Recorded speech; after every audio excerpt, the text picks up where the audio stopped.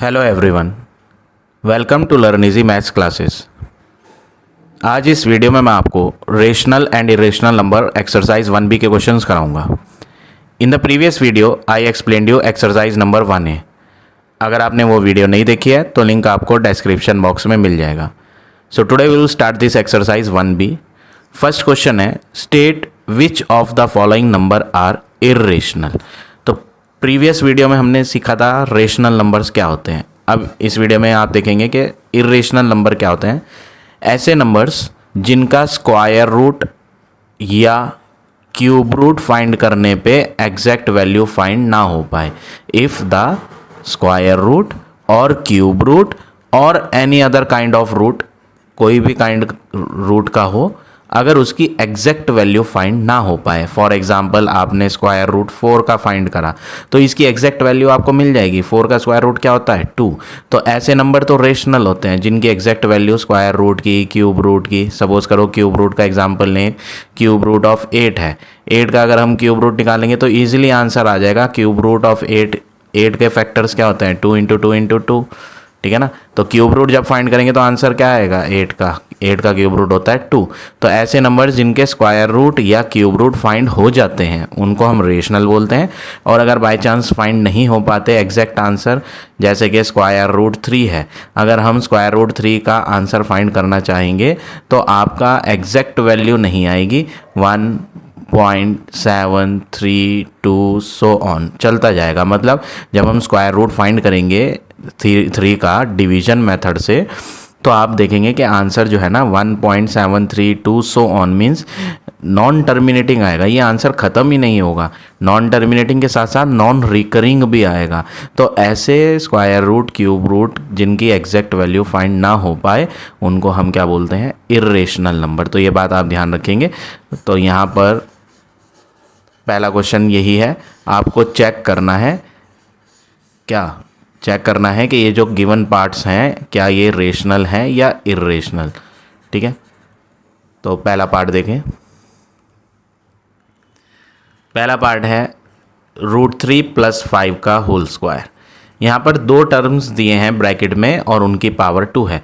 यहाँ पर आपको फार्मूला लगाना है, फार्मूला ऑफ a + b का होल स्क्वायर। a + b का whole square is equal to a² + b² + 2ab।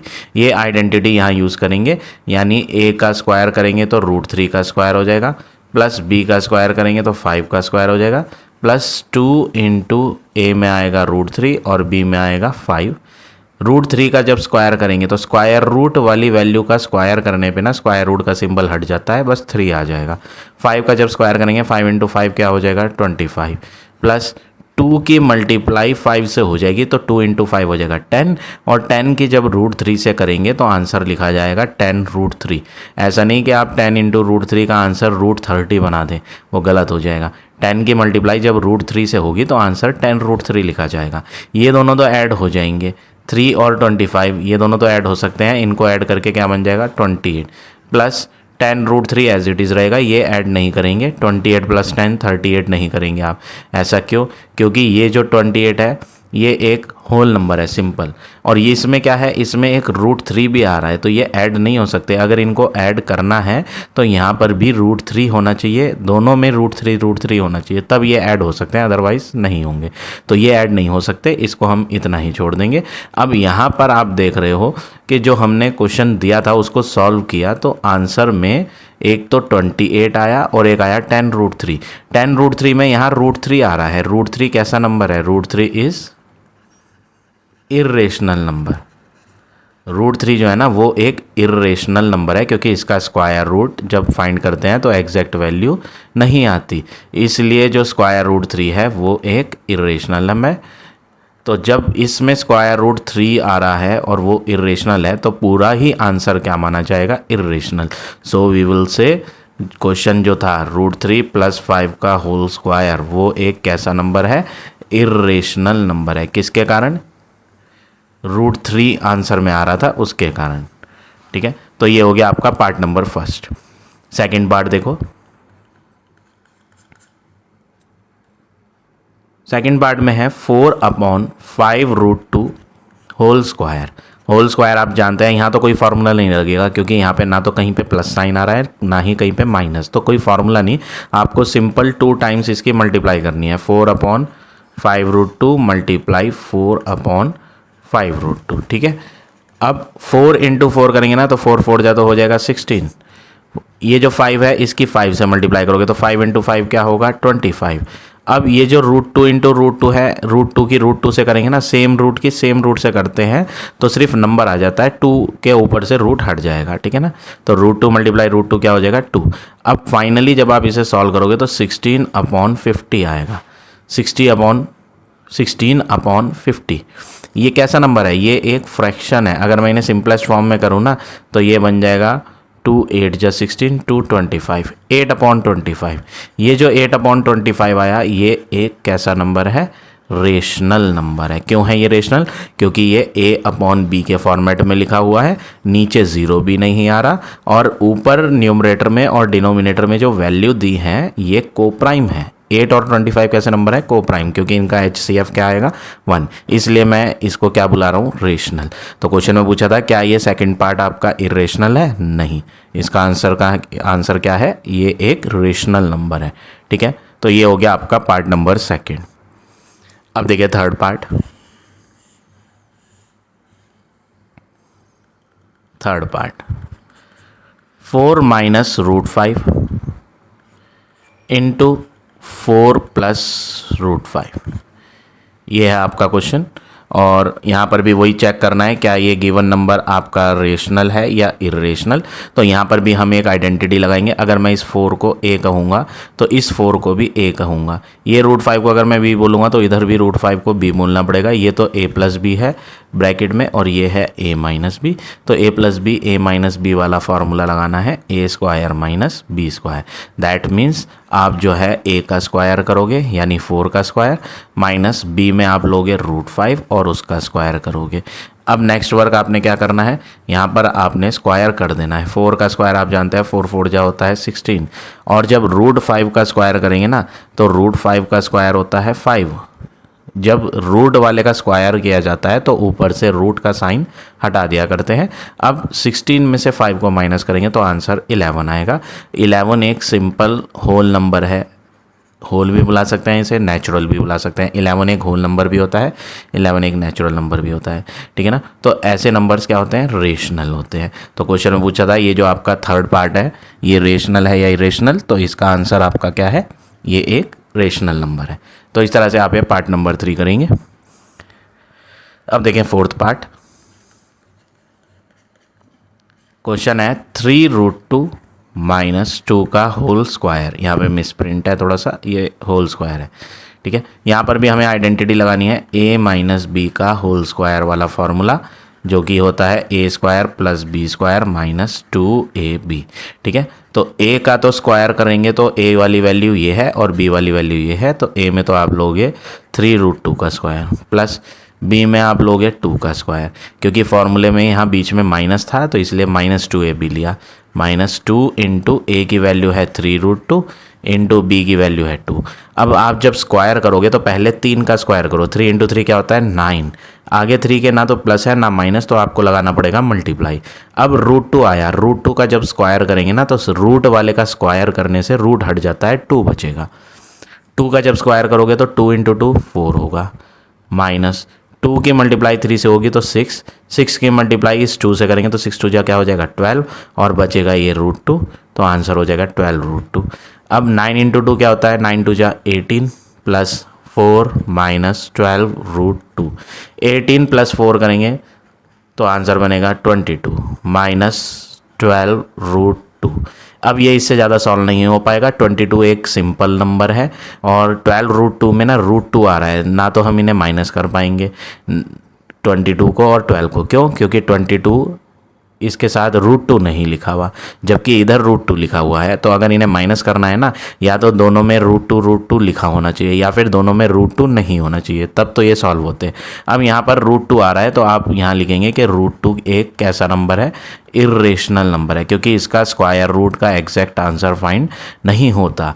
अगर स्क्वायर रूट 4 आता है तो उसका एग्जैक्ट आंसर आ जाता है, स्क्वायर रूट 4 का आंसर 2 होता है, बट स्क्वायर रूट 2 का आंसर जो है वो नॉन टर्मिनेटिंग आता है, नॉन रिकरिंग आता है, ना तो ख़त्म होता है वो आंसर, ना ही रिपीट होता है। तो इसलिए इसका आंसर फाइंड नहीं हो पाता है, फिक्स्ड वैल्यू नहीं आती है, इसलिए हम इसे क्या बोलेंगे, ये एक इर्रेशनल नंबर है। ठीक है, तो क्वेश्चन में पूछा था ये फोर्थ पार्ट जो है आपका एक ऐसा नंबर है, तो इसका आंसर क्या है आपका, इर्रेशनल। तो इस तरह से आप ये सारे पार्ट करेंगे क्वेश्चन नंबर 1 के। अब आ जाते हैं नेक्स्ट क्वेश्चन पे। Question number 2, insert 2 irrational number between 6 and 7। अभी हमने पिछली एक्सरसाइज में जो क्वेश्चन करे थे उसमें थे इंसर्ट 2 रेशनल नंबर। अभी तक हम इंसर्ट जो करते थे वो रेशनल नंबर इंसर्ट करते थे, बट इस एक्सरसाइज में हमें इर्रेशनल नंबर इंसर्ट करने हैं। तो यहाँ पर आपको सबसे पहले करना क्या है, यहाँ पर आपको दो वैल्यू दी है, एक 6 और एक 7, जो कि एक बहुत ही सिंपल वैल्यू है। ठीक है ना, फ्रैक्शन में तो है नहीं, तो इसलिए हमें यहाँ पर एक सिंपल सा मेथड लगाना है, बहुत ही ईजी है। सबसे पहले आप इसे स्क्वायर रूट फॉर्मेट में लिखो। ये बिना स्क्वायर रूट के है, अगर हम इस बिना स्क्वायर रूट वाली वैल्यू को स्क्वायर रूट के अंदर लिखेंगे ना तो ये 2 टाइम्स लिखी जाएगी, 6 × 6, दैट मीन्स आंसर होगा स्क्वायर रूट ऑफ 36। आप चाहो तो फाइंड करके देख लो, 36 का अगर हम स्क्वायर रूट फाइंड करते हैं तो आंसर क्या आता है, 6 आता है, ये वाला 6। ठीक है ना, तो इसलिए यहाँ पर हमने जो बिना रूट के 6 था उसे रूट के अंदर कितने टाइम्स लिखा, 2 टाइम्स लिखा। ठीक है, ऐसे ही 7 को करेंगे। 7 को अगर हम स्क्वायर रूट के अंदर लिखेंगे तो कितने टाइम्स लिखेंगे, 2 टाइम्स।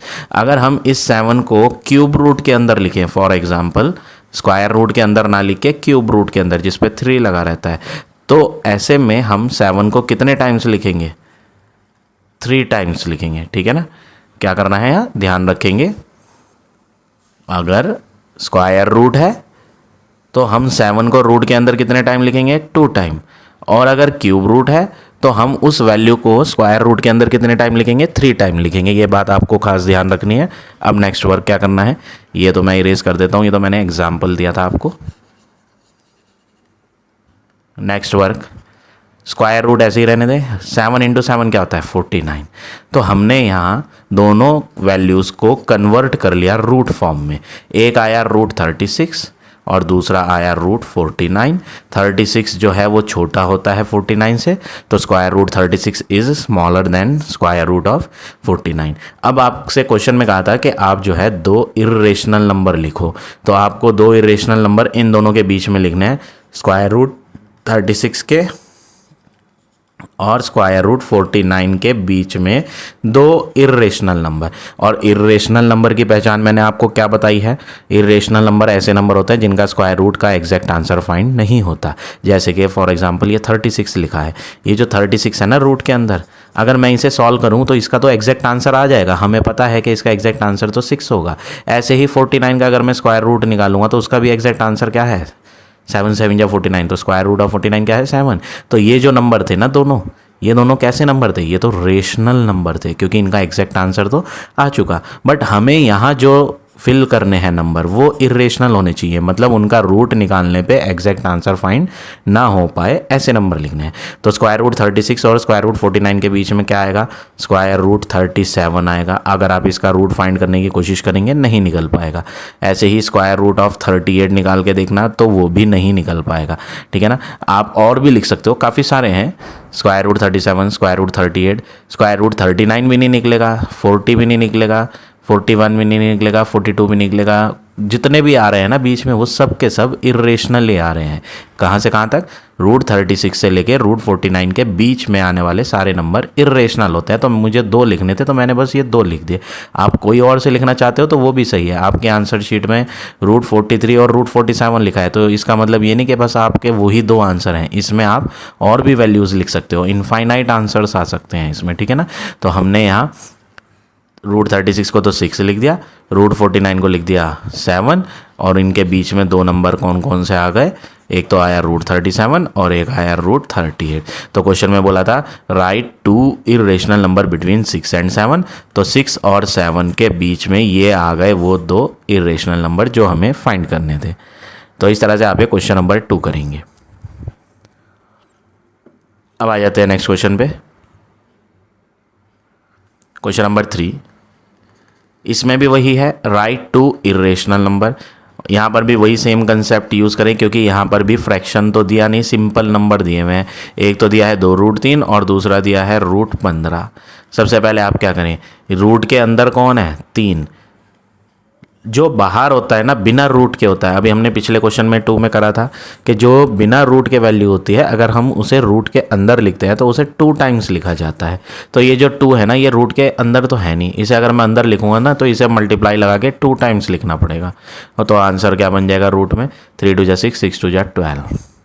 ऐसे ही इस रूट को देखो, ये तो रूट के अंदर ही है, इसमें तो ऐसा है ही नहीं कि ये बिना रूट के हो, ये तो ऑलरेडी रूट में दिया हुआ है। तो हमारे पास 2 वैल्यू हैं, एक तो √12 और दूसरी √15। इनके बीच में साइन लगा दें कि √12 छोटा होता है √15 से, क्योंकि 12 वैल्यू छोटी है 15 से, इसलिए √12 भी छोटा माना जाएगा √15 से। ठीक है, अब इनके बीच में 2 इरेशनल नंबर मांगे थे, √12 के बीच में और √15 के बीच में 2 नंबर लिखने हैं जो कैसे हो, इरेशनल, मतलब उनका स्क्वायर रूट फाइंड नहीं हो सकता, ऐसे नंबर लिखने हैं। तो √12 के बाद √13 आता है और उसका स्क्वायर रूट आप निकालेंगे तो एग्जैक्ट आंसर नहीं आएगा। ऐसे ही √14 भी एक इरेशनल नंबर है। ठीक है, तो क्वेश्चन में पूछा था 2 इरेशनल नंबर बताओ जो 2√3 और √15 के बीच में आते हो, तो ये वो 2 इरेशनल नंबर हो गए। तो बस आपको इतना ही वर्क करना है, इससे ज़्यादा इसमें कुछ नहीं करना। ये हो गया आपका फाइनल आंसर क्वेश्चन नंबर 3 का। अब आ जाते हैं नेक्स्ट क्वेश्चन पे, question number 4। Insert 2 irrational number, इसमें भी वही है, दोबारा से 2 इरेशनल नंबर लिखने हैं, बट फ़र्क ये है कि इस बार ना हमें 2 नंबर जो दिए हैं वो फ्रैक्शन दिए हैं। 4/9 दिया है एंड 7/11। तो यहाँ पर आप वो कंसेप्ट ना ही यूज़ करें तो ज़्यादा अच्छा है। ऐसा नहीं कि आंसर उससे नहीं आएगा, उससे भी आ जाएगा, जो हमने क्वेश्चन नंबर 2 और 3 में यूज़ करा था, बट वो थोड़ा कॉम्प्लिकेटेड होगा, उसमें कैलकुलेशन पार्ट बहुत ज़्यादा हो जाएगा। आप क्या करें, आप एक फ्रैक्शन अगर आपको दिए हुए होते हैं, जैसे यहाँ एक फ्रैक्शन दिए हुए हैं, तो आप इसमें एक सिंपल फार्मूला लगा लें। फार्मूला क्या है, अगर आपको इरेशनल नंबर लिखना है, irrational number between 2 values, let's say a and b, तो उसका फार्मूला होता है square root of a into b। ये एक फार्मूला है। ऐसा नहीं कि ये सिर्फ फ्रैक्शन वाले में ही चलेगा, ये बिना फ्रैक्शन वाले में भी चल सकता है। अगर आप क्वेश्चन नंबर 2 और क्वेश्चन नंबर 3 इस फार्मूले से करना चाहते हैं तो वो भी ठीक माना जाएगा, ऐसा नहीं है कि वो गलत हो जाएगा, तो वहाँ पे भी यूज़ कर सकते हैं यही फार्मूला। लेकिन यहाँ फ्रैक्शन दिया था तो मैं यहाँ पर आपको इस मेथड से बता देता हूँ। तो आप क्या करेंगे, 4/9 है एक, और दूसरा नंबर क्या था 7/11। दोबारा नहीं लिखते, ऑलरेडी हमने लिख रखा है। तो हम पहले क्या करते हैं, हम यहाँ पर पहले तो ये आइडिया लगा लेते हैं इनके जो है, चलो ऐसे ही लिख लेते हैं फ़िलहाल। एक नंबर है 4/9 और दूसरा नंबर है 7/11। इन दोनों के बीच में एक इरेशनल नंबर लिखना है आपने। तो इन दोनों के बीच में आने वाला इरेशनल नंबर अगर इस फॉर्मूले से देखूं तो वो क्या होगा, इन दोनों का प्रोडक्ट हो जाएगा। ठीक है ना, तो मैं यहाँ लिख देता हूँ, एक साइड पे तो 4/9, दूसरी साइड पे 7/11, और इनके बीच में आने वाला इरेशनल नंबर 4/9 इंटू 7/11 होगा। अब ये कटेंगे तो है ही नहीं, तो हम क्या करेंगे, 4/9 ऐसे ही लिखेंगे। रूट के अंदर ना इन्हें मल्टीप्लाई कर दो, कोई भी वैल्यू कट तो रही नहीं है। 7 4 जा 28, 11 9 जा 99, और यहाँ 7/11। तो अभी तो सिर्फ एक ही नंबर आया, किस किस के बीच में आया, 4/9 और 7/11 के बीच में एक ही वैल्यू आई है जो कि क्या है, इरेशनल। अगर आप इसका स्क्वायर रूट फाइंड करने की कोशिश करेंगे ना, होगा ही नहीं, ये एक नॉन टर्मिनेटिंग नंबर है, इसलिए ये एक इरेशनल नंबर माना जाएगा। ठीक है, अभी तो हमने सिर्फ एक ही बनाया जो कि 4/9 और 7/11 के बीच में था। अब हम क्या करें, अब हम एक और बना लेते हैं। हम कैसे बनाएं एक और, 4/9 को तो एक कोने में लिखो, अब √28/99 लिखो, और यहाँ 7/11। अब हम क्या करते हैं, इन दो के बीच में, इसके और इसके बीच में एक इरेशनल नंबर और लिख देते हैं। तो फार्मूला वही लगाओ, स्क्वायर रूट ऑफ, दोनों के बीच में आ रहा है ना, किन दो के बीच में, इसके और इसके बीच में, तो इन्हीं की मल्टीप्लाई कर दो, 4/9 इंटू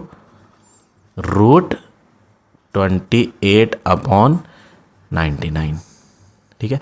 अब इससे ज़्यादा तो इसमें कुछ नहीं होगा, तो ये 4/9 क्वेश्चन में दिया था, ये 7/11 क्वेश्चन में दिया था, और क्वेश्चन में कहा था कि इसके और इसके बीच में 2 इरेशनल नंबर लिखो। तो आप इन दोनों को ही इरेशनल कहेंगे, क्योंकि इसका भी स्क्वायर रूट अगर आप सॉल्व करने की कोशिश करोगे ना तो एग्जैक्ट आंसर फाइंड नहीं होगा। और दूसरा ये है, इसका भी स्क्वायर रूट आप फाइंड करने की कोशिश करेंगे तो इसका भी एग्जैक्ट आंसर फाइंड नहीं होगा, नॉन टर्मिनेटिंग आएगा, ये ख़त्म ही नहीं होंगे स्क्वायर रूट अगर आप इन्हें सॉल्व करने बैठे। ठीक है, तो इसीलिए इनको हम क्या बोल रहे हैं, इरेशनल। आंसर शीट में डिफरेंट दिया है, बट कोई बात नहीं, इसके इनफाइनाइट सॉल्यूशंस हो सकते हैं, इसके आंसर कोई एक फिक्स्ड नहीं है, जो आंसर शीट में दे दिया है वही आएगा। तो आप इस तरह से भी इसको कर सकते हैं। तो ये फार्मूला लगाएं, बहुत ईजी है। ठीक है, तो इस तरह से ये क्वेश्चन नंबर आपको 4 करना है। अब आ जाते हैं नेक्स्ट क्वेश्चन पे। Question number 5, prove that √7 is irrational number through division decimal method. Division और स्लैश लग रहा है, स्लैश का मतलब इसका दूसरा नाम क्या है, डेसिमल मेथड। चाहे आप डिवीजन मेथड बुला लें, चाहे आप डेसिमल मेथड बुला लें। ठीक है, तो आपको प्रूव क्या करना है कि जो √7 है ना वो एक इरेशनल नंबर है। तो हम यहाँ पे square root by division method करेंगे, जो आपने ऑलरेडी प्रीवियस क्लासेस में सीखा हुआ है, किसी भी नंबर का स्क्वायर रूट फाइंड करना डिवीजन मेथड से। यहाँ पे हम क्या लिखते हैं, 7। ठीक है, अब 7 के आगे कोई और वैल्यू तो है नहीं, ये तो एक सिंगल डिजिट नंबर है। तो आप क्या करें, इसमें पॉइंट ले, पॉइंट के राइट हैंड पे पेयर बनाए 0 का अंडरलाइन करके। ठीक है, पेयर 2-2 लेने हैं। ठीक है, ऐसे 2-2। पॉइंट के राइट हैंड पे भी 2-2 वैल्यूज़ आती हैं, पॉइंट के लेफ्ट हैंड पर उल्टे हाथ पे भी 2-2 वैल्यू आती है, बट यहाँ पे सिंगल ही वैल्यू लिखी है तो हम सिंगल ही अंडरलाइन कर लेंगे। अब हम स्क्वायर रूट कंसेप्ट लगाएंगे डिवीजन मेथड का।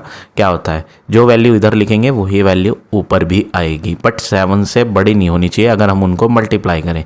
जैसे यहाँ 3 वहाँ 3 लिखेंगे तो 3 × 3 करके 9 बड़ा हो जाएगा, तो हम 3 नहीं लेंगे, 2 जा लेंगे, 2 × 2 4। ऐसा नहीं करेंगे कि यहाँ 2 ले लें और यहाँ 3 ले लें, 2 3 जा 6, वो नहीं करेंगे काम। आप यहाँ डिवाइड नहीं कर रहे, आप यहाँ स्क्वायर रूट फाइंड कर रहे हो, और स्क्वायर रूट में जो वैल्यू इधर लिखी जाएगी सेम ही इधर भी लिखी जाएगी। तो 2 × 2 = 4। अब आप इन्हें माइनस करोगे तो रिमाइंडर क्या बचेगा, 3।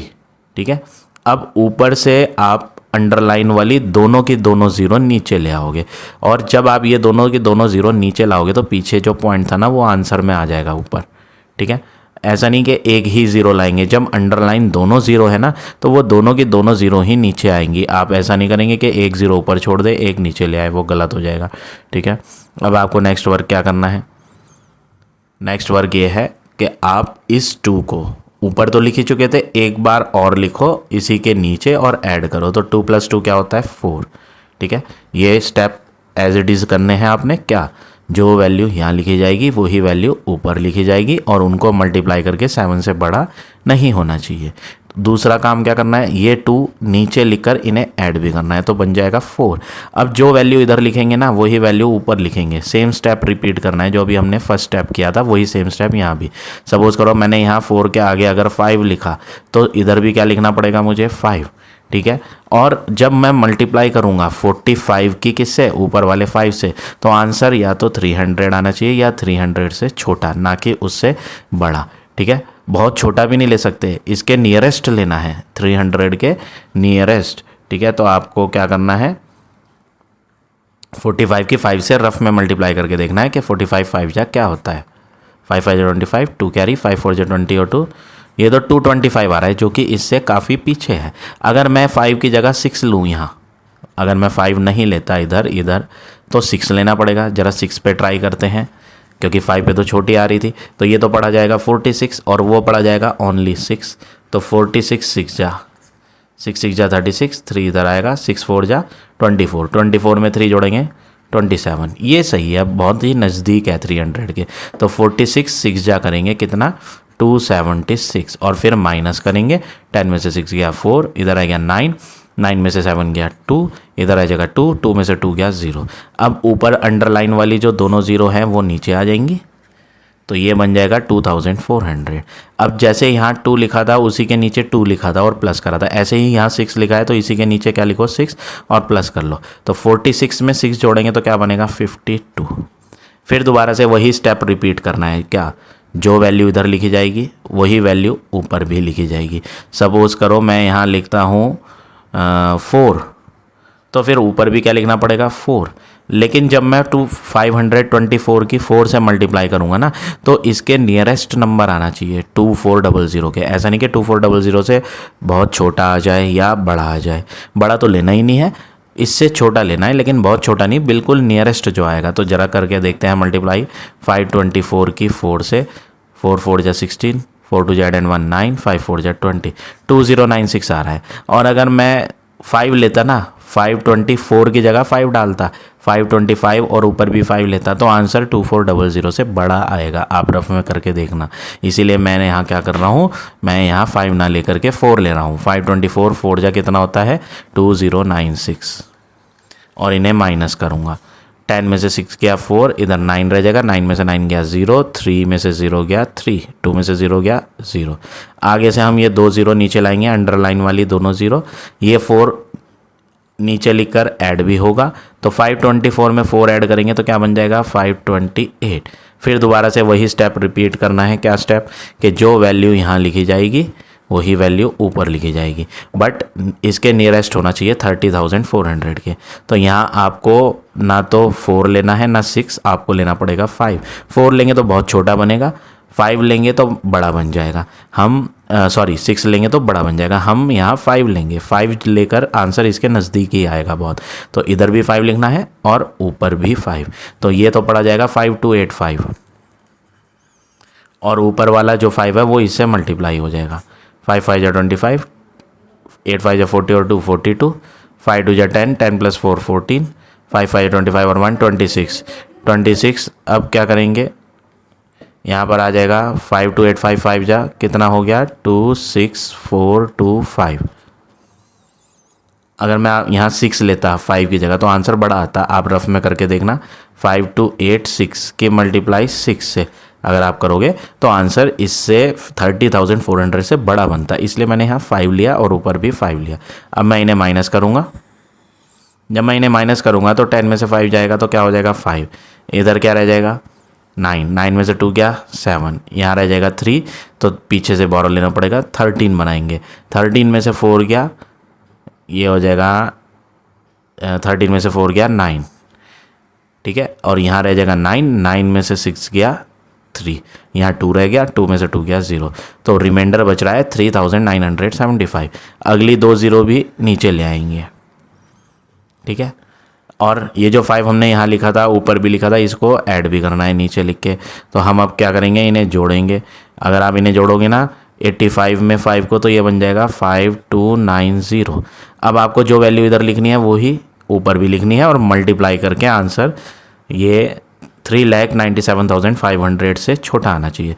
तो आपको यहाँ लेना पड़ेगा 7, इधर भी 7 तो ऊपर भी 7।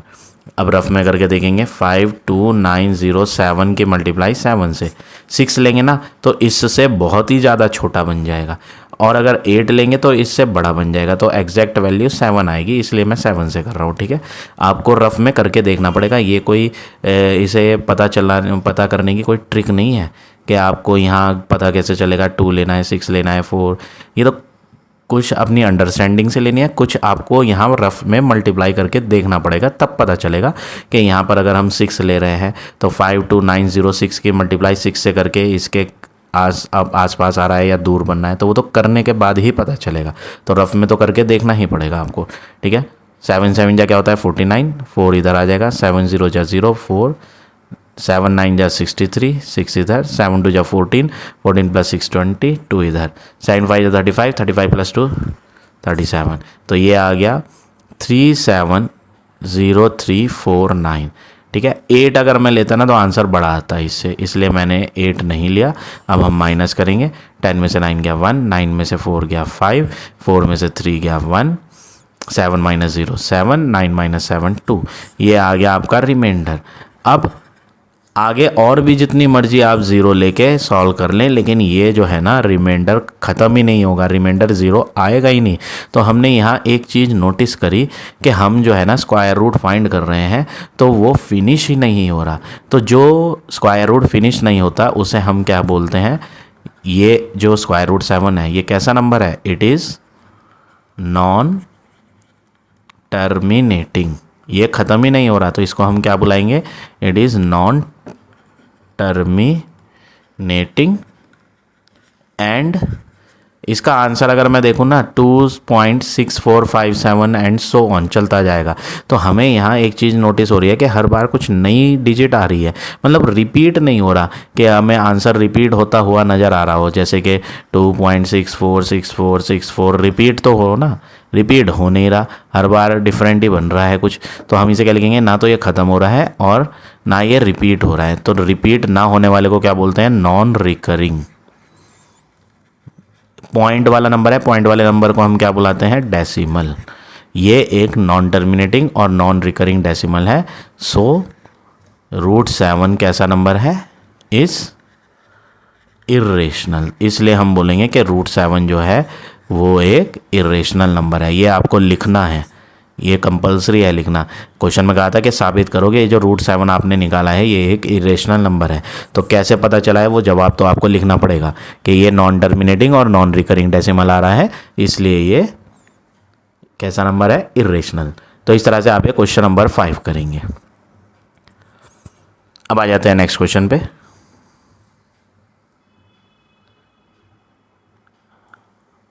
Question number 6, prove that root 5 plus root 7 is irrational.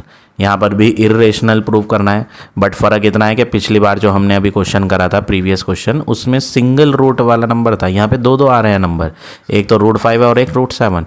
सबसे पहले यहाँ पर आपको क्या करना है? मान लिया जाए x है ये जो नंबर दिया है, x is equal to root 5 plus root 7। Question कह रहा है कि आप साबित करो ये एक इर्रेशनल नंबर है।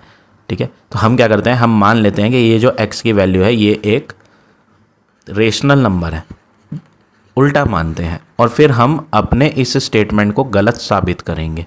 ठीक है, क्या करना है? ये जो हमें वैल्यू दी है जिसको इरेशनल साबित करने के लिए कहा गया है, हम इसको x मान लेते हैं और इसे कह देते हैं कि ये एक इरेशनल नहीं रेशनल नंबर है।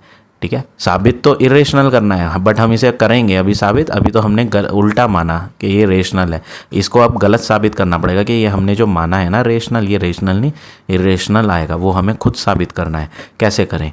हम यहाँ पर एक काम कर लेते हैं, ये दोनों रूट वाले नंबर अलग कर देते हैं, मतलब एक इधर ही छोड़ दो, एक इधर ले जाओ। तो यहाँ पर हमें क्या करना है? x माइनस रूट 5, ये जो प्लस का रूट 5 है ना वो इधर ले आओ, और इक्वल में क्या छोड़ दो? रूट 7। ठीक है, दो दो रूट वाले नंबर थे, एक इधर कर दिया एक उधर। ठीक, अब आप क्या करो? Squaring on both side. ऐसा इसलिए कर रहे हैं क्योंकि दो दो रूट वाले नंबर आ रहे हैं, तो हम क्या करें? हम स्क्वायरिंग करके ना रूट हटाने की कोशिश करते हैं। रूट को अगर हटाना है तो एक ही मेथड होता है कि आप स्क्वायरिंग करो, तब जाके स्क्वायर रूट क्या होता है? हटता है। तो स्क्वायरिंग ऑन बोथ साइड करेंगे तो लेफ्ट हैंड पे तो x माइनस रूट 5 का होल स्क्वायर हो जाएगा, और राइट हैंड पे क्या हो जाएगा? 7 का होल स्क्वायर। ठीक है, यहाँ पर तो लग जाएगा फॉर्मूला a माइनस बी का होल स्क्वायर का फॉर्मूला।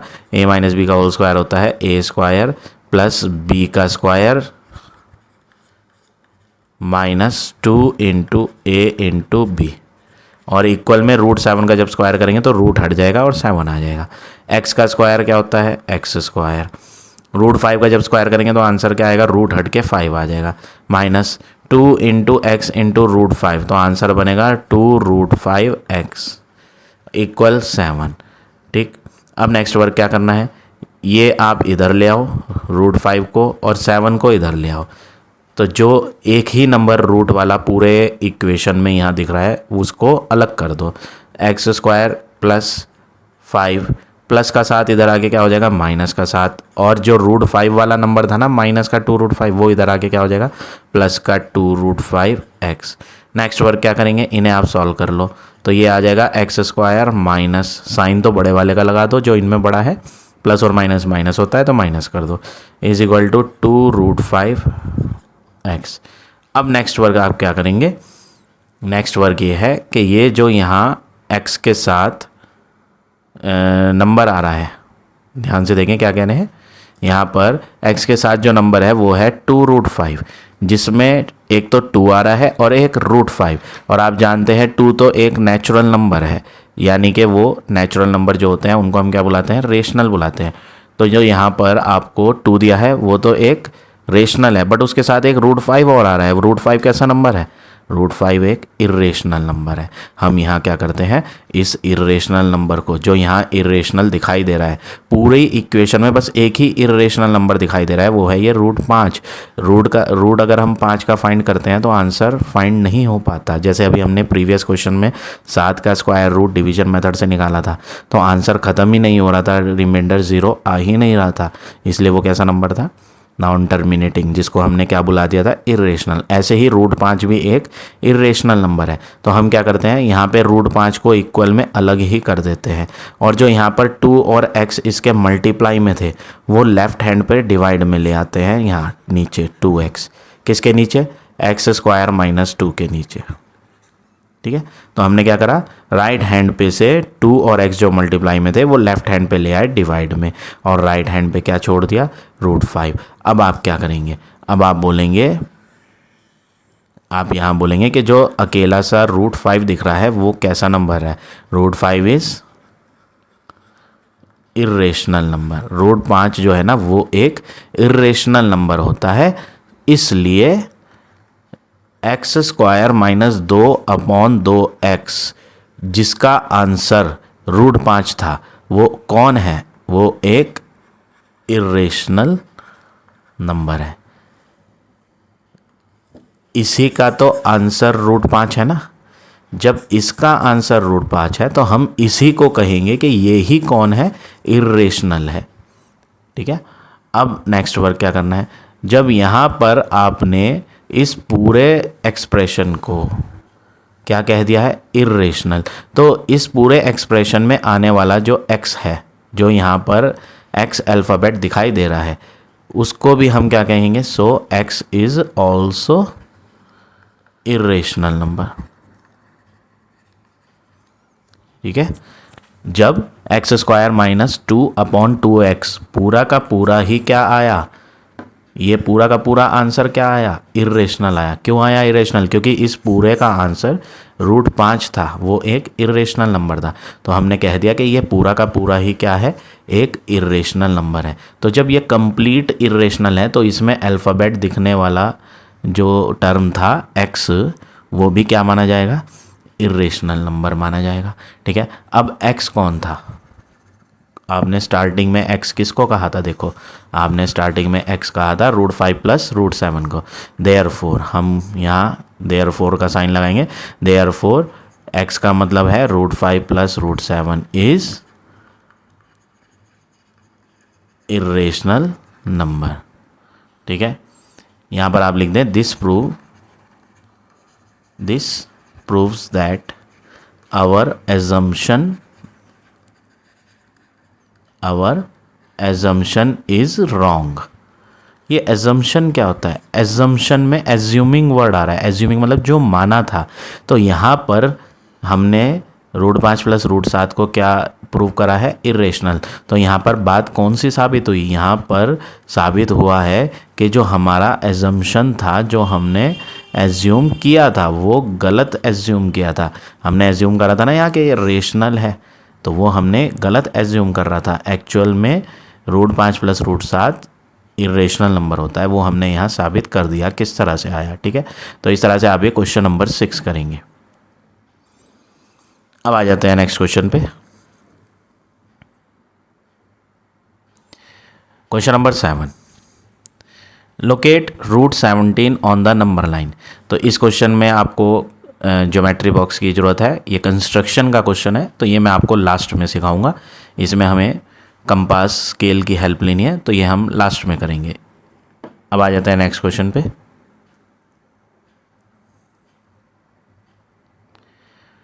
क्वेश्चन नंबर 8, क्वेश्चन है फाइंड विच इज़ ग्रेटर।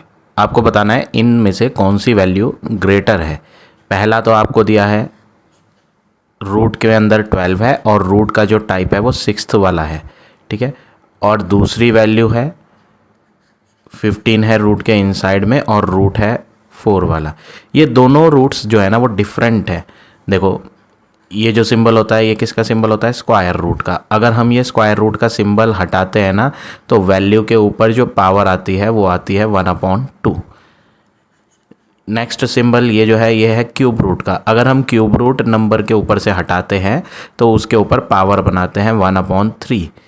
ऐसे ही जब √4 वाला होगा तो नंबर के ऊपर पावर जो आएगी वो आएगी 1/4। और जब 6 वाला रूट होगा तो नंबर के ऊपर पावर आएगी 1/6। तो ये फॉर्मेट याद रखना है आपको कि अगर हम कोई से भी टाइप ऑफ रूट को अगर हटा के पावर बनाएंगे तो पावर में क्या लिखा जाएगा, 1/ लिखा जाएगा। ठीक है, तो यहाँ पर भी यही स्टेप हमें फॉलो करना है। तो क्वेश्चन में जो भी टाइप ऑफ रूट दिए थे हम पहले उन्हें रिमूव करके पावर में लिखेंगे। ठीक है, तो पहला है 12 और इसके ऊपर जो रूट है वो 6 वाला है। तो मैं इसको अगर पावर फॉर्मेट में लिखूं तो ये लिखा जाएगा 12 की पावर 1/6। ठीक है, ऐसे ही दूसरा वाला लिखते हैं। दूसरा वाला रूट है 15 और उसके ऊपर जो लग रहा है रूट पे वो लगा हुआ है 4। तो अगर हम पावर फॉर्मेट में इसे लिखेंगे तो ये हो जाएगा 15 की पावर 1/4। अब क्वेश्चन में बोला था कौन सी वैल्यू इनमें से ग्रेटर है। तो अगर आपको ग्रेटर या स्मॉलर बताना है तो आपको फोकस इनके पावर पे करना है। पावर का डिनोमिनेटर आप पहले सेम बनाओगे। तो हम पहले इन दोनों पावर्स को लिख लेते हैं 1/6 एंड दूसरी वैल्यू है 1/4। हम यहाँ पर डिनोमिनेटर का एलसीएम लेंगे क्योंकि हमें डिनोमिनेटर को क्या करना है, सेम बनाना है। 6 और 4 को सेम बनाना है। तो आपको यहाँ एलसीएम ऑफ 6 एंड 4 फाइंड करना पड़ेगा जो कि क्या होता है 12। तो हमें यहाँ पर 6 और 4 का एलसीएम 12 आ गया है। तो डिनोमिनेटर में 12 बनाना है। पहला है 1/6 जिसको अगर हम 12 बनाएंगे तो नीचे 6 की मल्टीप्लाई किससे करनी पड़ेगी, 2 से। तो ऊपर भी 1 की मल्टीप्लाई किससे करेंगे, 2 से। तो आंसर हो जाएगा 2/12। ऐसे ही दूसरी वैल्यू क्या थी 1/4 जिसमें अगर हम नीचे 4 को 12 बनाना चाहें तो 4 × 3 करना पड़ेगा। तो ऊपर भी किससे करेंगे, 3 से। तो आंसर बन जाएगा 3/12।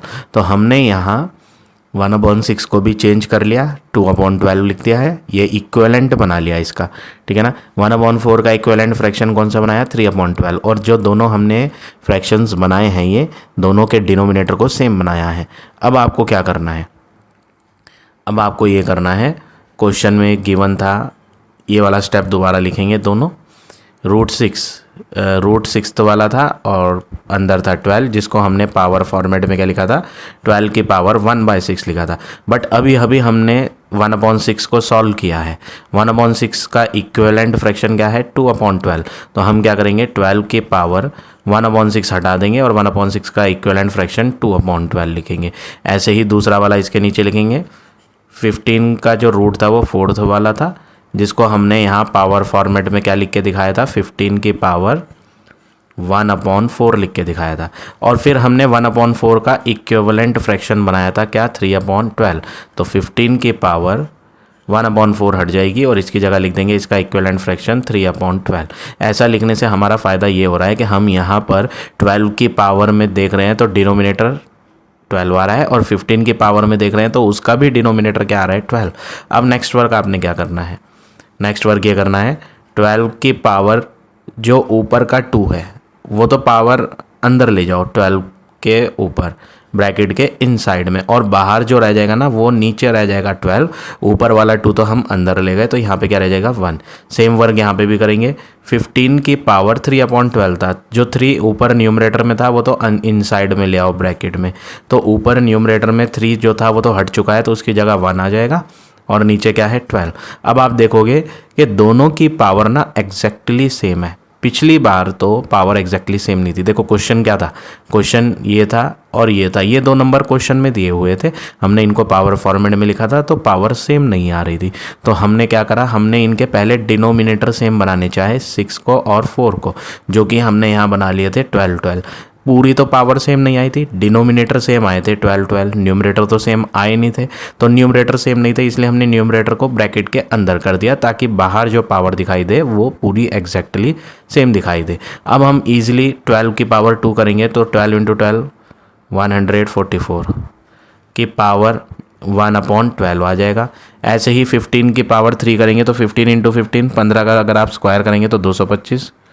फिर आप दोबारा 15 से करेंगे तो आंसर आ जाएगा 3375। 15 इंटू 15 इंटू 15 जब 3 बार करते हैं तो आंसर आता है 3375 और होल पावर क्या है 1/12। अब आप यहाँ फोकस करो, दोनों की पावर एग्जैक्टली सेम है तो आप इजीली बता सकते हो इन्हें देखकर कि कौन सी वैल्यू ग्रेटर है और कौन सी वैल्यू स्मॉलर है। ठीक है ना, तो आपने यहाँ क्या लिखना है, ग्रेटर वैल्यू जो है वो 3375 है जिसकी पावर क्या है 1/12, ये बड़ी वैल्यू है, और छोटी वैल्यू है 144 जिसकी पावर क्या है 1/12। दोनों की पावर सेम थी तो बस जिसका बेस बड़ा दिख रहा था उस वैल्यू को हमने बड़ा बता दिया, जिसका बेस छोटा दिख रहा था उसको हमने छोटी वैल्यू बता दी। पावर तो दोनों की क्या थी सेम, तो बेस को देखकर ही पता चल गया कौन इनमें ग्रेटर है। अब इनकी एग्जैक्ट वैल्यू लिखेंगे। ये जो 3375 आपने बनाया था यहाँ, ये किस से बनाया था, हमने 15 वाले से बनाया था। So we will write here 4th वाला रूट 15 का बड़ा है, और 144 किससे बनाया था, रूट के अंदर 12 था इस वैल्यू से। ठीक है, तो क्वेश्चन में पूछा था इन दोनों में कौन ग्रेटर है, तो ये वाली वैल्यू ग्रेटर है। सो एट लास्ट हम लिख देंगे ग्रेटर कौन आया, 4th वाला रूट 15 का। ये हो गया आपका फाइनल आंसर क्वेश्चन नंबर 8 का। अब आ जाते हैं नेक्स्ट क्वेश्चन पे।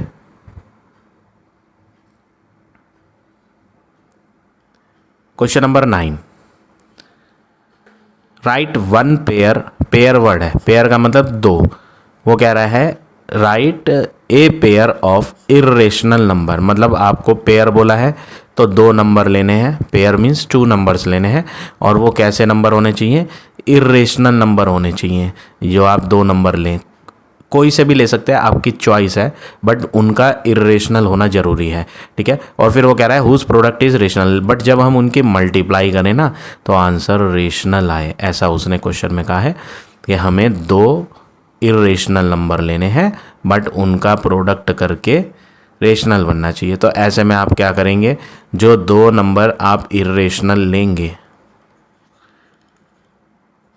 दो नंबर जो आप इरेशनल लेंगे और उनको मल्टीप्लाई करके रेशनल बनाना चाह रहे हैं, वो दोनों सेम लेंगे बट साइन अपोजिट लेंगे।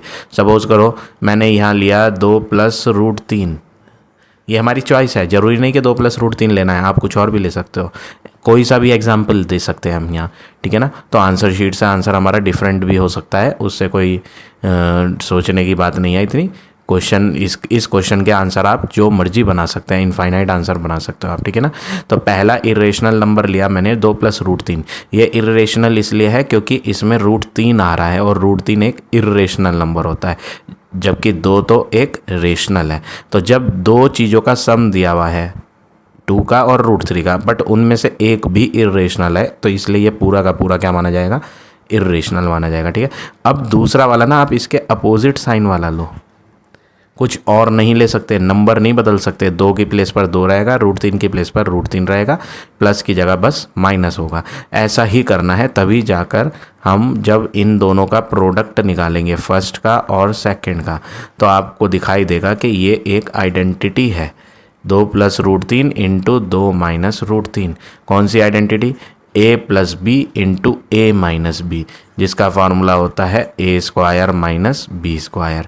तो a में तो आप भरेंगे 2 और b में आप भरेंगे √3, तो 2 का स्क्वायर करेंगे तो 2 × 2 क्या हो जाएगा 4, √3 का स्क्वायर करेंगे तो √3 इंटू √3 क्या हो जाएगा 3, और 4 में से 3 माइनस करेंगे तो 1 आएगा, और 1 एक कैसा नंबर है, रेशनल। तो क्वेश्चन में कहा था दो इरेशनल नंबर लो, तो हमने यहाँ दो इरेशनल नंबर लिए, लेने को हम कुछ और भी ले सकते थे। एक एग्जाम्पल मैं और दे देता हूँ, देखो पहला नंबर सपोज करो मैं आपको इस बार 3 + √7 दिला दूँ, ये एक इरेशनल है। क्यों है ये एक इरेशनल नंबर, क्योंकि इसमें √7 आ रहा है और √7 एक इरेशनल नंबर होता है। तो दूसरा आपको इसके अपोजिट साइन वाला ही लेना पड़ेगा, दोनों डिफरेंट ही हैं, ऐसा नहीं कि दोनों सेम है, सेम नहीं है ये, सेम तो तब होते जब यहाँ पे 3 + √7 था, तो यहाँ पे भी 3 + √7 होना चाहिए था, बट हमने साइन तो डिफरेंट कर दिया ना, इसलिए ये अलग अलग नंबर है। क्वेश्चन में कहा था दो अलग अलग इरेशनल नंबर लो, बट जब हम उनको मल्टीप्लाई करें तो आपका आंसर रेशनल बने। तो मल्टीप्लाई करके देखेंगे 3 + √7 की मल्टीप्लाई 3 - √7 से, तो ये फार्मूला है a + b a - b, जिसका आंसर a² - b² होता है। a में आ जाएगा 3 और b में आ जाएगा √7। 3 का स्क्वायर 3 3 जा 9, √7 का जब स्क्वायर करेंगे तो √7 × √7 7, 9 में से 7 गया 2, कैसा नंबर आया? रेशनल। ठीक है ना। तो आपको इस तरह से ये क्वेश्चन नंबर 9 करना है। अब आ जाते हैं नेक्स्ट क्वेश्चन पे।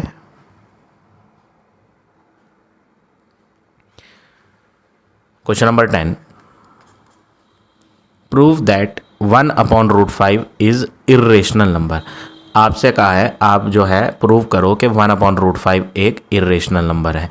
सबसे पहले हम यहाँ लेट करेंगे, मान लो कि 1/√5 जो है ना वो इर्रेशनल तो साबित करना है, बट हम इसका उल्टा मानते हैं। मान लो कि 1/√5 इज रेशनल नंबर। मान लिया जाए कि 1/√5 कैसा नंबर है, इर्रेशनल तो साबित करना है, तो उसे मान नहीं सकते, मानेंगे हम इसका उल्टा। 1/√5 को हमने इर्रेशनल की जगह क्या माना? रेशनल माना। अब नेक्स्ट वर्क आपने क्या करना है इसमें, अगर हमने इसको रेशनल माना ही है तो हम जानते हैं रेशनल की डेफिनेशन मैंने आपको एक्सरसाइज 1A में भी पढ़ाई थी कि रेशनल नंबर जो है ना a/b के फॉर्मेट में दिखाई देते हैं। मतलब जो ऊपर 1 है उसको a बुला दें और इसको नीचे वाले को b बुला दें, क्योंकि रेशनल नंबर फ्रैक्शन में होते हैं। तो ये फ्रैक्शन में दिख भी रहा है, पहली वैल्यू को ऊपर वाली को a बोल दिया, नीचे वाली वैल्यू को हमने b बोल दिया। अब हम यहाँ पे एक स्क्वायरिंग करेंगे, squaring on both sides. Squaring इसलिए कर रहे हैं ताकि इसका रूट ख़त्म हो सके। तो 1/√5 का जब स्क्वायर करेंगे तो राइट हैंड पे भी आपको स्क्वायर करना पड़ेगा, a/b का स्क्वायर। अब 1 का स्क्वायर तो 1 ही होता है, √5 का जब स्क्वायर करेंगे ना तो रूट हट जाएगा, 5 आ जाएगा।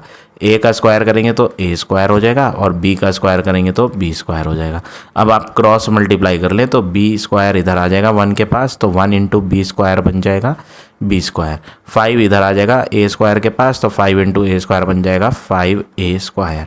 तो हमने यहाँ क्या चीज़ ऑब्ज़र्व करी, यहाँ पर हमने ऑब्ज़र्व करा कि 5 और a² के बीच में ना तो प्लस है ना माइनस, इसका मतलब मल्टीप्लाई साइन है। 5 के आगे मल्टीप्लाई साइन है, क्योंकि इनके बीच में ना तो प्लस था और ना ही माइनस। तो यहाँ पे b² का आंसर जो है ना 5 × आ रहा है। 5 × का मतलब b² जो है वो 5 के टेबल में आने वाला नंबर है। देखो जैसे सपोज़ करो मैंने 8 लिखा, अगर मैं 8 को देखूँ तो 8 ये 2 के टेबल में आता है। क्यों? क्योंकि हम 2 मल्टीप्लाई बना सकते हैं 8 को। 8 का आंसर क्या होता है? 2 × 4, तो इसका मतलब 8 जो है वो 2 के टेबल में आता है। ऐसे ही ये b² है, आपने बोला कि b² जो है ना वो 5 × एक वैल्यू है। तो जब यहाँ 5 × आ चुका है तो b² का आंसर 5 के टेबल में आता है। फॉर एग्ज़ाम्पल मैं आपको 30 कहूँ, 30 को हम लिख सकते हैं क्या? 5 × 6, क्योंकि हमने 30 को कहा है कि 30 जो है 5 × होकर आ रहा है, तो यानी 30 जो है वो 5 के टेबल से क्या होता है? डिविजिबल। तो ऐसे नंबर जिसमें 5 × आ जाए वो 5 से डिविजिबल होते हैं। तो आपने यहाँ b² का आंसर देखा, 5 × लिखा हुआ है, आगे कुछ भी हो उससे कोई मतलब नहीं। b² के आंसर में जब मल्टीप्लाई में 5 आ गया तो आप बोलोगे सो b² जो है वो डिविजिबल है, वो कट सकता है किससे? 5 से। सो b² इज़ डिविजिबल बाय 5। और जब b का स्क्वायर 5 से कट सकता है, देयरफॉर इसलिए b भी कट पाएगा, b is also divisible by 5। ठीक है। जब स्क्वायर वाली वैल्यू 5 से कटेगी तो बिना स्क्वायर वाला दिखने का नंबर, जो यहाँ पे देखो स्क्वायर किसके ऊपर था? b के ऊपर। तो आपने बोला b का जो स्क्वायर होता है ना वो 5 से कट पा रहा है, तो बिना स्क्वायर वाला भी माना जाएगा कि वो भी क्या होगा? 5 से कट सकता है। ठीक है। तो ये तो आपका यहाँ पर आपने बोल दिया b² 5 से डिविजिबल हो गया। अब नेक्स्ट वर्क क्या करें? नेक्स्ट वर्क आपको ये करना है, आपने इस स्टेटमेंट को देखकर एक इक्वेशन तैयार करनी है। ये स्टेटमेंट कह रहा है कि b² जो है 5 से कट पा रहा है। इसका मीनिंग क्या है? 5 से ये क्यों कट पा रहा है? क्योंकि ये 5 के टेबल में आता है। तभी तो b जो है 5 से कटेगा। b क्या है? b एक अल्फ़ाबेट लिखा हुआ है, आपने अलजेब्रा में छोटी क्लासेस में पढ़ा हुआ है, वेरिएबल्स और constant, variables and constant, algebra chapter में आपने पढ़ा हुआ है ये चीज़। कांस्टेंट क्या होते हैं? जिनकी फिक्स्ड वैल्यू हो, जिनमें नंबर्स आते हैं। सपोज मैंने लिखा 5, तो 5 एक फिक्स्ड वैल्यू है, तो ये कौन है? ये कांस्टेंट कहलाएगा। वेरिएबल क्या होते हैं? अल्फ़ाबेट। मैंने बोला ए की वैल्यू बताओ, तो इसकी कोई फिक्स्ड वैल्यू नहीं है। अगर मैं बच्चों से पूछूं, स्टूडेंट्स आप सबसे पूछूं कि आप बताओ ए की वैल्यू, तो कोई बच्चा ए की वैल्यू एज्यूम करके बताएगा कि 5 है, दूसरा बच्चा एज्यूम करके कुछ और बताएगा। तो इसकी वैल्यू पर्सन टू पर्सन बदल रही है, इसलिए हमने इसको क्या बोल रहे हैं? वेरिएबल। वेरिएबल मतलब इसके कोई फिक्स्ड वैल्यू नहीं है, कुछ भी आ सकता है इसमें, ठीक है। तो यहाँ पर देखो, यहाँ पर मैंने क्या बोला? यहाँ पे बी बोला, कोई नंबर तो कहा नहीं मैंने। ये तो एक अल्फ़ाबेट है, और हमने अल्फ़ाबेट को क्या कह रखा है? ये जो अल्फ़ाबेट है ये 5 के टेबल से डिविजिबल है। 5 के टेबल से क्यों डिविजिबल है? क्योंकि ये 5 के टेबल में आता होगा, इसीलिए कटा। जैसे कि 20 5 के टेबल से कट सकता है, क्योंकि आप जानते हैं 20 जो है वो 5 के टेबल में कितनी बार आता है? 4 बार, ठीक है। अगर मैं कहूँ 25 बताओ, तो ये भी तो 5 से कट रहा है। तो क्यों कट रहा है 5 के टेबल से? क्योंकि ये 5 के टेबल में कितनी बार आता है? 5 बार। कोई भी वैल्यू ले लो, 50 है, वो 5 से कट सकती है। क्यों? क्योंकि वो 5 के टेबल में आती है कितनी बार? 10 बार। ऐसे ही यहाँ पर एक b है, वो 5 से कट रहा है। वो कह रहा है b 5 के टेबल से कट रहा है। क्यों कट रहा है? क्योंकि b जो है वो 5 के टेबल में आता है। अब कितनी बार आता है वो तो हम तब बता पाते जब हमें पता होता कि यहाँ क्या है। जैसे देखो, ये था 20, मुझे पता था यहाँ 20 है, तो 5 के टेबल में मुझे ये भी पता चल गया कि 4 बार आएगा 20। ये 50 था, ये मुझे पता था कि 50 है, तो 50 मैं जानता हूँ 5 के टेबल से कट पाएगा कितनी बार? 10 बार, तो मैंने यहाँ 10 भर दिया। अब यहाँ पर जब हमें पता ही नहीं क्या कि ये कौन सा नंबर है, बी एक नंबर है, बट वो तो कुछ भी हो सकता है ना। तो हमें तो पता नहीं कि ये बी कौन है, कि भाई 20 है बी, या 25 है, या 50 है, वो तो हमें मालूम नहीं। तो हमें ये भी नहीं पता चलेगा कि यहाँ ये 5 के टेबल में कितनी बार आएगा। बस इतना कन्फर्म है कि बी 5 के टेबल में आ रहा है, बट कितने टाइम्स आ रहा है वो इसलिए नहीं बता पा रहे क्योंकि यहाँ पर बी की वैल्यू ही नहीं पता। तो हम अब एक इक्वेशन लिखेंगे। क्या लिखेंगे? b इज़ 5 इंटू एक अल्फ़ाबेट लो। क्यों अल्फ़ाबेट लो वो मैंने आपको बता दिया, क्योंकि यहाँ पर b की फिक्स्ड वैल्यू क्या है वो ही नहीं पता। तो जब हमें यही नहीं पता कि b 10 है, 20 है, 30 है, तो हम ये भी नहीं बता पाएंगे कि 5 मल्टीप्लाई क्या होना चाहिए, ठीक है ना। जैसे 50 था, तो 50 तो हमें पता था कि 5 मल्टीप्लाई 10 होना चाहिए। अब जब यहाँ ही नहीं पता कि 50 या 20 है, तो ये 5 के टेबल में कितनी बार आएगा? Let's say b is 5 into सी। अब ये c क्यों माना? क्योंकि भाई a और b अल्फ़ाबेट ऑलरेडी चल रहे थे, अब जो अल्फ़ाबेट लेट किया जाएगा वो कोई न्यू अल्फ़ाबेट लेट किया जाएगा, तो मैंने c मान लिया, ठीक है। अब इसमें दोबारा से आप क्या करो? स्क्वायरिंग करो, स्क्वायरिंग ऑन बोथ साइड्स।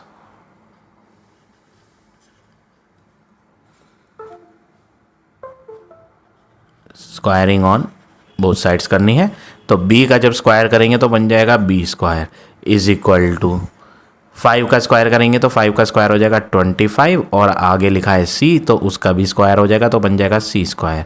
और यहाँ पे कोई साइन नहीं है इनके बीच में, तो क्या आ जाएगा? मल्टीप्लाई। तो आपने यहाँ क्या ऑब्जर्व किया?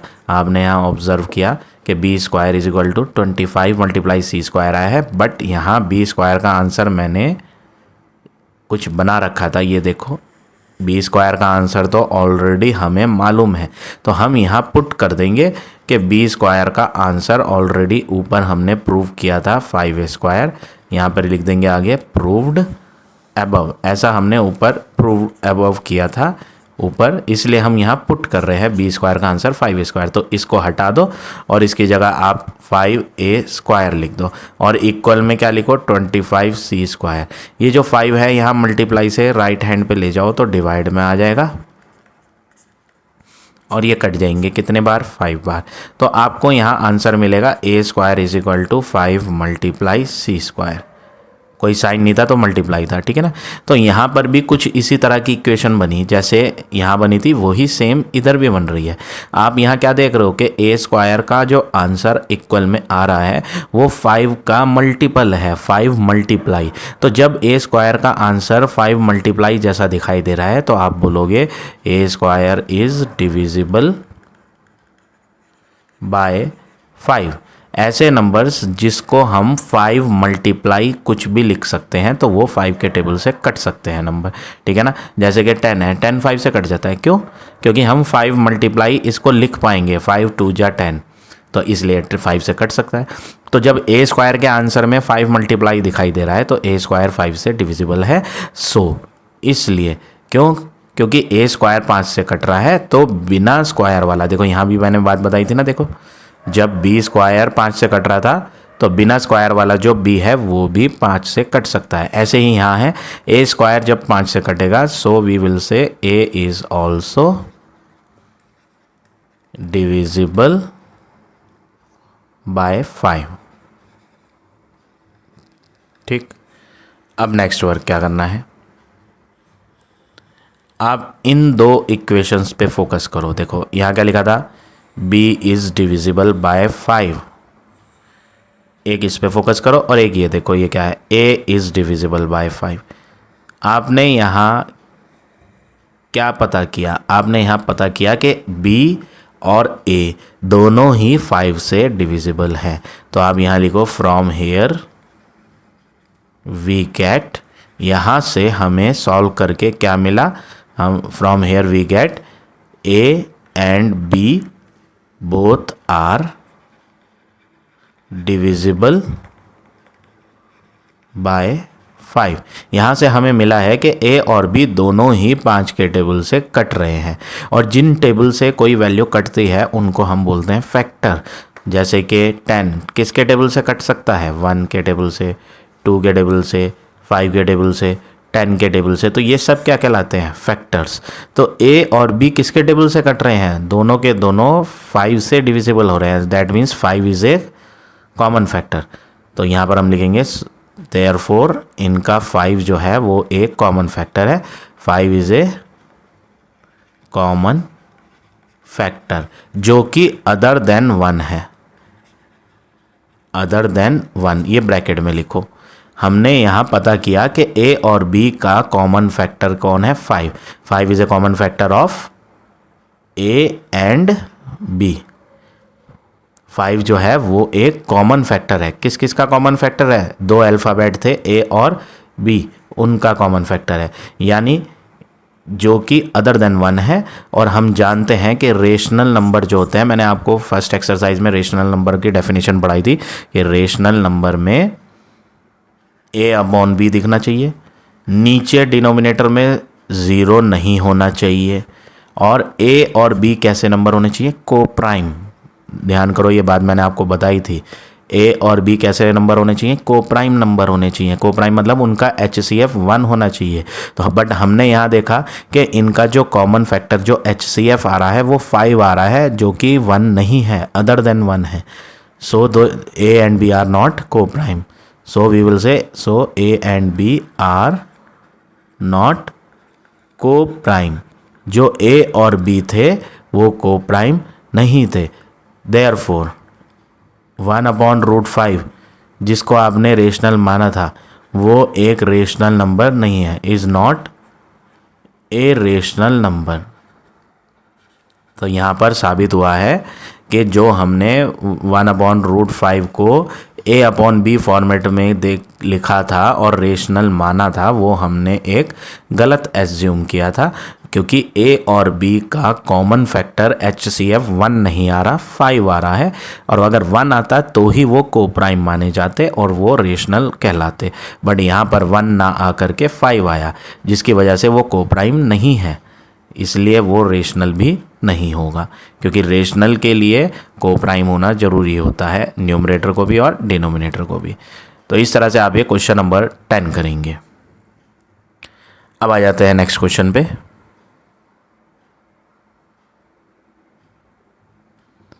Now we will do question number 7।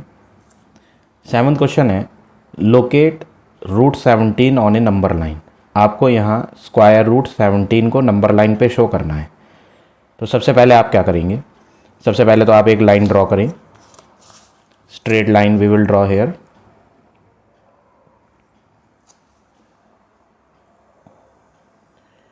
कितने भी सेंटीमीटर की आप ड्रॉ कर सकते हैं, बट आपको यहाँ पर लाइन ड्रॉ करने के बाद क्या करना है, कुछ इक्वल गैपिंग पे मार्क्स ड्रॉ करने हैं, इक्वल गैपिंग पे। बट ये नहीं है कि आपको 2 ही सेंटीमीटर पे दिखाने हैं मार्क या 1 सेंटीमीटर पे, एक फिक्स्ड डिस्टेंस लेकर आप मार्क शो करेंगे। सपोज करो मैं यहाँ से मार्क ड्रॉ करता हूँ 2 सेंटीमीटर पे ड्रॉ कर लेता हूँ, ठीक है। जहाँ पे 2 सेंटीमीटर के दिखाई दे रहे हैं, ये 0 से शुरू करते हैं, 2 सेंटीमीटर पे एक मार्क ड्रॉ करते हैं, 4 पे, 6 पे, 8, ऐसे इक्वल गैपिंग पे 10 के बाद आ जाएगा 12, 14। ये मैंने इक्वल गैपिंग पे यहाँ मार्क्स ड्रॉ कर दिए। अगर आप ध्यान से देखें तो ये मार्क्स हमने ड्रॉ कर दिए हैं, ठीक है। यहाँ पे भी एक मार्क लगाओ स्टार्टिंग पे और इधर डार्क कर दो, ये एरो बना दो, इधर भी लाइन थोड़ी सी एक्सटेंड करके एरो बना दो। ये 0 है, ये 1 यूनिट है, ये 2 यूनिट। मैं सेंटीमीटर नहीं बोल रहा हूँ, ये 1 सेंटीमीटर नहीं है, मैंने 2 सेंटीमीटर के गैप पर एक नंबर डाला है, एक यूनिट डाल दी, ठीक है। 1 यूनिट, 2 यूनिट, 3, 4, 5, 6, 7। अब क्वेश्चन है, आपको √17 नंबर लाइन पे शो करना है। क्या शो करना है? √17। तो सबसे पहले आप 17 को देखो। अगर हम 17 को सॉल्व करें, 17 को आप कौन सी 2 वैल्यूज़ का स्क्वायर दिखा सकते हो सम मीन्स प्लस। एक तो होगा 4 का स्क्वायर और एक होगा 1 का स्क्वायर। अगर आप 4 का स्क्वायर करेंगे तो बन जाएगा 16 और 1 का स्क्वायर करेंगे तो बन जाएगा 1 और ऐड करके आंसर क्या आ जाएगा? 17। तो आपने क्या ऑब्जर्व करा? 17 बनाने के लिए एक तो 4 का स्क्वायर करना पड़ता है और एक 1 का स्क्वायर करना पड़ता है, फिर दोनों को क्या करना पड़ता है? प्लस। तो ये जो आपने जिनका स्क्वायर लिया है, एक कहलाएगा बेस और दूसरा है परपेंडिकुलर, जिसको हम हाइट भी कहते हैं, ठीक है ना। ये एक तो बेस है और एक परपेंडिकुलर है। तो आपको बेस पे तो 4 लेना है। तो देखो 0 से शुरू करते हैं, 4 यूनिट आगे चले जाओ, 1, 2, 3, 4, ये 4 यूनिट हो गई, ठीक है। तो यहाँ से लेके यहाँ तक क्या हो गया आपका? एक तरीके से हो गया बेस, जिसको हमने 4 सेंटीमीटर ले रखा था। यहाँ पे आप ए लिख दो, अल्फ़ाबेट ए। यहाँ पे आप डिनोट कर दो बी, 4 यूनिट दूर, 4 यूनिट दूर आपने क्या लेना है? बी। और बी पर आपने एक परपेंडिकुलर ड्रॉ करना है। कितने सेंटीमीटर का? 1 सेंटीमीटर का परपेंडिकुलर, ठीक है। परपेंडिकुलर आप प्रोट्रैक्टर से भी बना सकते हो, कंपास से भी बना सकते हो, आपकी चॉइस है। टाइम बचाना है तो आप कंपास से ना बना करके किससे बनाओ? प्रोट्रैक्टर से। तो मैं यहाँ पर आपको प्रोट्रैक्टर से ड्रॉ करवा देता हूँ। कितने डिग्री का एंगल बनाना है? परपेंडिकुलर ड्रॉ करना है ना। तो परपेंडिकुलर कितने डिग्री का होता है? 90 डिग्री का होता है। तो हम एक 90 डिग्री का एंगल ड्रॉ करेंगे बी पर। प्रोट्रैक्टर रखेंगे और 90 डिग्री का एंगल एक ड्रॉ करेंगे यहाँ, ये इधर आ जाएगा, ठीक है। और यहाँ एक 90 डिग्री की स्ट्रेट लाइन ड्रॉ कर देंगे हम बी वाले पॉइंट पर। लो जी, ये हो गया एक परपेंडिकुलर बी वाले पॉइंट पर, ठीक है। और ये जो परपेंडिकुलर है, इस परपेंडिकुलर की हमने वैल्यू क्या ले रखी थी? यहाँ 1 ले रखी थी। तो आपको इसकी लेंथ जो है ना काफ़ी बड़ी बना दी। आप इसको 1 यूनिट का आर्क लगाओ। क्या कह रहा हूँ मैं? 1 यूनिट का, कहीं से भी नाप लो, ये सारी 1 यूनिट है। अगर आप देखोगे ये भी 1 यूनिट है, ये भी 1 यूनिट है, ये भी 1 यूनिट है, सबकी लंबाई 1 यूनिट है। कहीं से भी आप मेजर कर लो। चलो ये 2 से 1 तक की मेजर कर लेते हैं हम। ये नाप कर ली, यहाँ नाप लेंगे हम, ये नाप ली। ये यहाँ पर रख के 1 यूनिट लगा दो, ठीक है। ये जहाँ पे आया 1 यूनिट, ये हाइट कितनी हो गई? 1 यूनिट हाइट हो गई, ठीक है। कहाँ से कहाँ तक? इधर से नीचे तक, ये 1 यूनिट है। ऐसे ही 0 से लेकर 4 यूनिट थी, कहाँ तक, बी तक। ये ए से बी तक की कितनी है, 4 यूनिट। ये हो गया बेस और ये हो गया आपका परपेंडिकुलर। अगर मैं इसे ज्वाइन कर दूं, इनको आपस में मैं अगर ज्वाइन कर देता हूं तो आपको एक राइट एंगल ट्राइंगल दिखाई देगा। यहाँ देखो, ये एक राइट एंगल ट्राइंगल आ गया, जिसमें ये तो एक बेस है, ये एक हाइट है जिसको हम परपेंडिकुलर कह रहे हैं, और ये एक हाइपोटेन्यूस है जिसकी वैल्यू √17 आएगी अपने आप। Automatically this length will be √17। क्यों? क्योंकि बेस का स्क्वायर हो गया 4 का स्क्वायर और परपेंडिकुलर का स्क्वायर हो गया 1 का स्क्वायर। तो 4 का स्क्वायर और 1 का स्क्वायर करेंगे तो 17 बनेगा। और जब रूट आ जाएगा, फॉर्मूला क्या होता है, फार्मूला होता है hypotenuse square is equal to perpendicular square plus base square. Pythagoras theorem का फार्मूला, परपेंडिकुलर आपने ले रखा है 4, उसका स्क्वायर, बेस परपेंडिकुलर 1 लिया था और बेस 4, उल्टा लिख दिया मैंने, कोई बात नहीं। इधर आप 1 स्क्वायर लिखेंगे और यहाँ 4 का स्क्वायर, आंसर वही बनेगा। इधर क्या है, h का स्क्वायर। तो h का स्क्वायर इज इक्वल टू 4 का स्क्वायर हो गया 16 और 1 का स्क्वायर हो गया 1। तो h अगर स्क्वायर हटाओगे तो इधर का स्क्वायर हटा के राइट हैंड पे आप क्या बनाओगे, रूट बनाओगे, किसके ऊपर, 17। तो देखो हाइपोटेन्यूस क्या आएगी, √17 आएगी। बात क्लियर हुई ना। तो ये सारा वर्क हमने करके देखा और हमने पता लगाया कि हाइपोटेन्यूस √17 कैसे बनती है जब बेस और परपेंडिकुलर 4 और 1 ले जाए, बेस को 4 लिया जाए और परपेंडिकुलर को 1। तो मैंने यहाँ ले लिया था, देखो बेस को 4 यूनिट और परपेंडिकुलर को 1 यूनिट, तो एक ट्राइंगल बना जिसमें ये लंबाई कितनी आई, √17। अब आपको क्या करना है, क्वेश्चन में बोला था कि जो √17 है उसको आप नंबर लाइन पे शो करो। तो आप नंबर लाइन पे कैसे शो करोगे, देखो ये √17 आप नाप लो, O से लेकर 0 से लेकर कहाँ तक, ये इस आर्क तक, ये लंबाई यहाँ से यहाँ तक की लंबाई जो है ये आप कंपास में मेजर कर लो। ये √17 है, यहाँ से लेकर आगे इधर तक मेजर कर लेंगे, ठीक है। ऐसे मेजर कर लेंगे कंपास में कि ये कितनी लेंथ है, ये हमने मेजर कर ली, दिस लेंथ इज √17। अब आपको करना क्या है, जब आप ये मेजर कर लेंगे तो आप यहीं पे कंपास रख के एक आर्क बनाएंगे। यहाँ पर रखे कंपास, यहाँ तक आपने नाप ली थी, एक आर्क बनाएंगे जो नंबर लाइन में कट होगा। देखो यहाँ ये हो गया, ये मैंने आर्क बनाया। ये आर्क नंबर लाइन में कहाँ कट हुआ, बी से हल्का सा आगे कट हुआ, ये हुआ ना यहाँ देखो। तो हम क्या करेंगे, हम लिखेंगे ये तो कितनी लंबाई थी, 4। तो ये वाली नंबर लाइन पे कहाँ तक, यहाँ तक, इधर तक, बी से थोड़ी सी आके आएगी। ये जो लेंथ हो गई ये हो गई √17। क्वेश्चन में बोला था नंबर लाइन पर दिखाओ, तो हमने नंबर लाइन पर √17 दिखा दी, बी से हल्की सी आगे आ रही है, ठीक है। This length is √17। तो इस तरह से यहाँ ये जहाँ ये मीट करी है ये प्लेस, O 0 से लेकर 4 से थोड़ी सी आगे आ रही है, तो ये लेंथ क्या है, √17। इस तरह से आप ये क्वेश्चन नंबर 7 को करेंगे, ठीक। अब आ जाते हैं लास्ट क्वेश्चन पे, वो भी सेम वे में होना है। यहाँ पर 2√2 को ड्रॉ करके दिखाना है नंबर लाइन पे। सबसे पहले तो आप 2√2 देखो कि 2√2 बनता कैसे है। 2√2 ना, आप √2 को ऐड करो √2 के साथ, तब जाके आंसर क्या बनेगा, 2√2, ठीक है ना। √2 में √2 जोड़ा जाए तब जाके 2√2 बनता है। अब जैसे यहाँ √17 बनाया था वैसे ही यहाँ पर हमें फॉलो करना है किसके लिए, √2 के लिए। तो √2 कैसे बनेगा, अगर आपको रूट के अंदर नंबर जो है 2 उसको बनाना है तो आपको 1 का स्क्वायर करना पड़ेगा। एक तो लेंगे आप 1 का स्क्वायर और दूसरा भी आप क्या लेंगे, 1 का ही स्क्वायर लेंगे आप,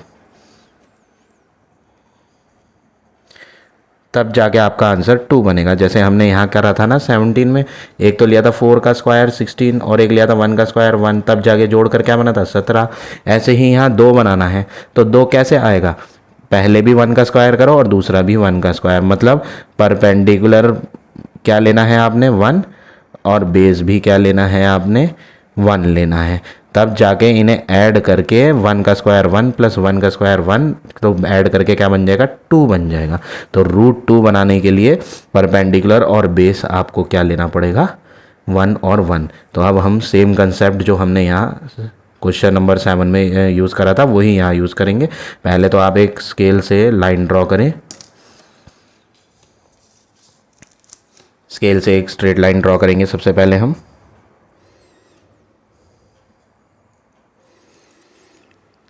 ज़ीरो से शुरू करेंगे और एक काफ़ी बड़ी लाइन खींच ले और 2-2 सेंटीमीटर पे ही, दो कंपलसरी नहीं है कि 2-2 सेंटीमीटर पे लगाना है, आप 3-3 पर दिखा दो, कोई फ़र्क नहीं पड़ता, ठीक है। ये तो एक फिक्स्ड लेंथ लेकर आपको चलना है, ठीक है। 2-2 सेंटीमीटर पे लेके चल रहे हैं हम।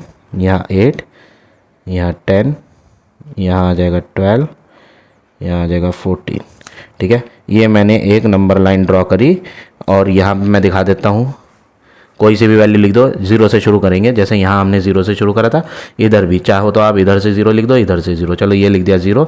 0 के बाद 1 unit, 2 unit, 3 unit, 4 unit, 5 unit, 6 unit. यहाँ पर 1 यूनिट कितने सेंटीमीटर के लिए रखी है मैंने, 2 सेंटीमीटर के लिए रखी है, ठीक है ना। सेंटीमीटर से मतलब नहीं, आप तो बस यूनिट लेके चलो। ये कितनी यूनिट है, अगर हम 1-1 सेंटीमीटर का लेके चलते ना तो बहुत कंजस्टेड बनती फिगर। ये बहुत जो है ना, खाने जो है एक यूनिट के दिखा रखे हैं, बहुत छोटे छोटे बनते, तो यहाँ पर बहुत कंजस्टेड हो जाता वर्क, इसलिए हमें ज़्यादा बड़ी लेनी पड़ी वैल्यू, ठीक है ना। तो 2-2 सेंटीमीटर पे 1-1 यूनिट ली हमने। अब मैंने अभी बताया कि परपेंडिकुलर भी 1 लेना है, बेस भी 1 लेना है, तब जाके हाइपोटेन्यूस में क्या बनेगा 2 बनेगा, वो भी रूट वाला, ठीक है ना। तो हमें क्या करना है, ये 0 से लेकर 1 तक 1 यूनिट हो गई। ये कितनी यूनिट हो गई, 1 यूनिट। ये कौन है, ये तो एक बेस हो गया। What is this, this is a base. अब यहाँ पर एक परपेंडिकुलर ड्रॉ करें आप with the help of protractor. Time बचाने के लिए हम प्रोट्रैक्टर की हेल्प लेंगे, कंपास से नहीं करके प्रोट्रैक्टर से बना लेते हैं। 1 पर प्रोट्रैक्टर को रखेंगे और एक 90 डिग्री का एंगल ड्रॉ करेंगे। यहाँ पर ये बना दिया 90 डिग्री, ठीक है। इसको स्ट्रेट लाइन को ज्वाइन कर देंगे।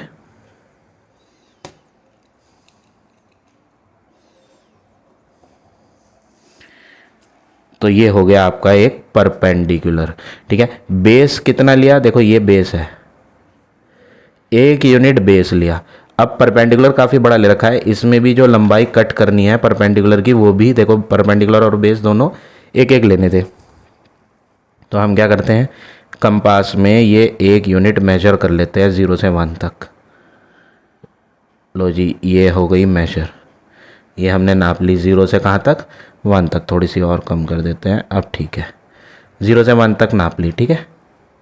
अब यहीं से रखे रखे 1 से एक ऊपर आर्क कट कर दो, ठीक है। यहाँ 1 यूनिट का आर्क कट करेंगे,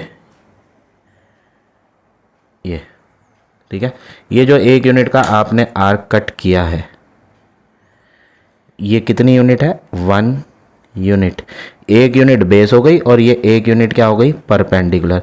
और जब मैं इसे स्केल से 0 से इसको ज्वाइन करूँगा, 0 से ही करना है, तो ये ऑटोमेटिकली कितनी बनेगी √2 बनेगी।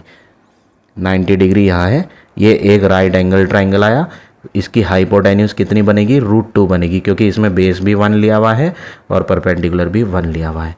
अब क्वेश्चन क्या था, आपको 2√2 बनाना है। क्या बनाना है 2√2। सबसे पहले आप क्या करेंगे, 2√2 का मतलब मैंने बताया था कि √2 में जोड़ना पड़ेगा √2 को, ये लिख के बताया था ना, √2 + √2 = 2√2।